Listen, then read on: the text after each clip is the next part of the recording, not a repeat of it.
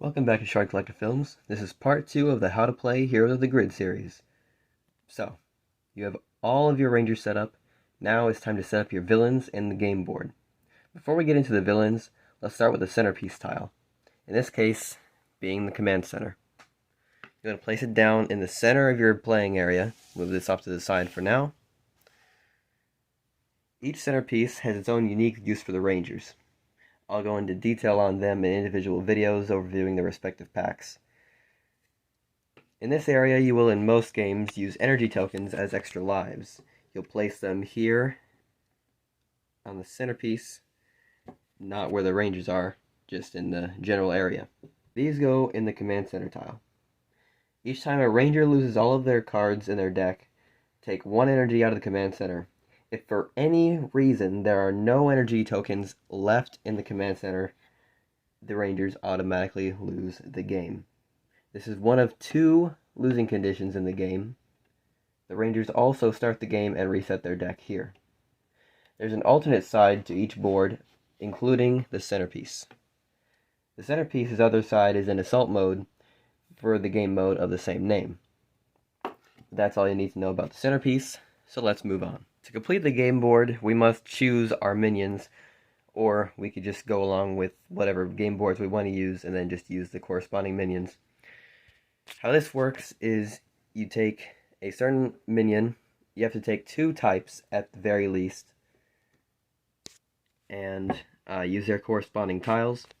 In this example, I'm using the Super Putties from the core game and the Cogs from the Merciless Minions pack number 1. The Super Putties have Angel Grove High, along with the Industrial District down here. The Cogs, on the other hand, use Stone Canyon High. Weird coincidence that I'm using 2 high schools in one game, theoretically, and the Interstate Highway. Let's go get the board set up. Alright, so here we have the board all set up. They say to organize the boards in a random order, but I don't see how you could randomly organize the boards if there are only 4 of them. So you have the board all set up. You'll also want to take the corresponding figures to the foot soldiers you're using for those locations, like the Super Putties and Cogs that I referenced earlier. You'll set all of their figures off to the side for later. I'll just be using 1 figure of each for this example, because I won't actually be playing a game while recording. Be much too complicated and it would take way too long. You will also want to set the deployment cards off to the side. Those will be important later. You're required to have a boss in your game, the final boss, and 2 monsters. You could also replace 1 or both of the monsters with a Nemesis monster, which are just a little bit tougher than the normal monsters, but I don't have any currently until my Light and Darkness pre-order gets here, so I cannot talk about them in the video yet because I don't know that much about them. Also, in the Light and Darkness expansion, they are introducing a new foot soldier type called the Elite Foot Soldiers. Supposedly they are going to be stronger than the normal foot soldiers because they're elite. In this example, I'll be using 2 monsters and a boss. The boss will be none other than Lord Draken. I'll take his figure and set it right here. To the fall of the Power Rangers! For the monsters, I'll be using Bones from the core game. And I'll be using Ranger Slayer as the other monster. Lord Draken and Ranger Slayer are both in the Shattered Grid expansion. I forgot to mention this earlier, but when you pick out your villains, you'll also want to set out their combat decks like the Rangers and shuffle them and set them off to the side for later, like the foot soldiers here, the boss, the monsters, and also the Nemesis. But yeah, I just thought I'd add that in to avoid confusion. Before we get into the deployment decks, let's talk about the panic the panic tokens. Panicking locations, that's the other way you can lose the game. If all 4 locations are panicked at the same time, you lose. The panic number is indicated by the triangle on each location board. That is the figure limit. For example, let's take the Stone Canyon High. The figure limit is 4.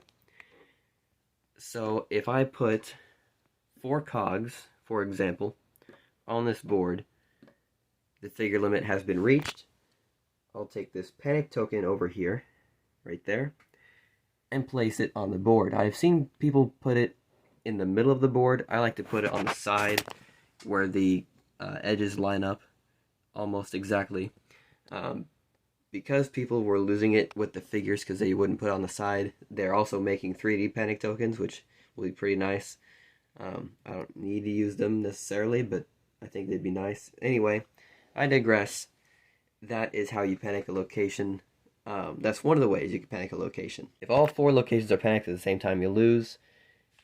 A location panics if the figure limit has been reached, and also if a monster has been deployed to a location.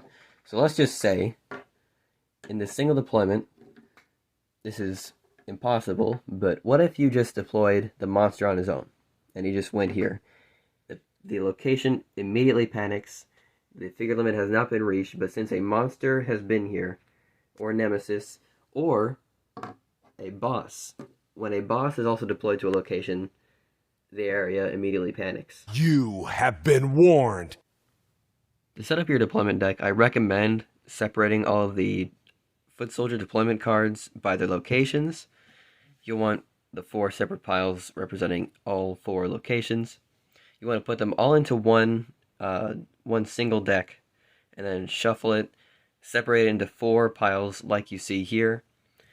And you want to put your monster, or your nemesis, whatever you want to do, your first monster or nemesis, at the bottom of pile, or stack number 2.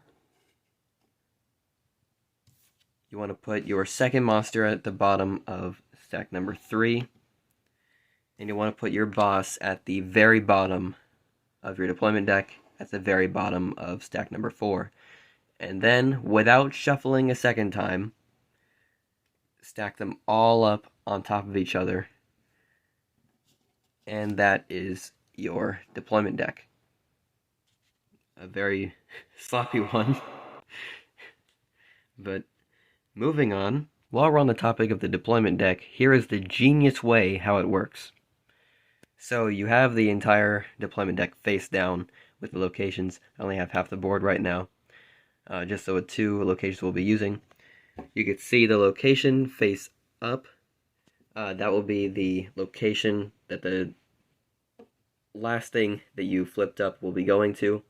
For example, I am deploying 3 Super Putty Patrollers to Stone Canyon High. That about panicked it on its own. So I would send 3 Super Putties to the Stone Canyon High. But in the special occasion that you get a foot soldier and a monster, nemesis, or boss card, you would deploy this foot soldier or elite foot soldier and that monster, nemesis, or boss together to the next location. So Bones and the cog will go to the interstate highway. It has not reached its figure limit, but since a monster has been deployed there, it has panicked. This is like the highest figure limit count in the game, so it just kind of ignored the entire point of the figure limit, so oh well. Lastly, for this part of the tutorial, we're going to talk about the power board. Get ready for the biggest plot twist in your whole life. This is the power board. It was there off to the side all along. Anyway, you can see where you want to put your Zord cards. So you want to take the 5 or 6, depending on how many rangers you're using. Zord cards, shuffle them, put them down here. Put the Megazord card at the very bottom, no matter what. And then set the Zords on top of there. This energy icon is where you put your shared energy pool energy during battles. This is where you can come together and share energy to use for your attacks, which I'll go into detail on with the individual characters in the set overviews. The power level is the amount of Zords that you are gaining, or the Megazord for number 6, depends on if you're using 6 Rangers, like with 6 players. This is the quote-unquote token you're using for that to tell the players where you are in the game. It's moved up every time you gain a Zord, which could be filling in the figure slots for the foot soldiers right here, all the way up to 6. Every time it goes up to 6, you clear them out, and then you move that to the side, and you gain a Zord from it. Every time you defeat a monster, it is optional. Every time you defeat a monster, you can move it up 1 for free, not clear the foot soldier board, or the foot soldiers off the board, and then gain a free Zord just by defeating the monster. That's going to do for part 2 of the How to Play Heroes of the Grey tutorial series. In part 3, we'll be going over the action phase, since we already went over the deployment phase, and in part 4, we'll be going over the last segment of the action phase, the battle phase, the biggest part of the game, and the longest to explain. So I saved a part 4 for that. Until next time, this is Charlie Collective Films out. Take care, everyone.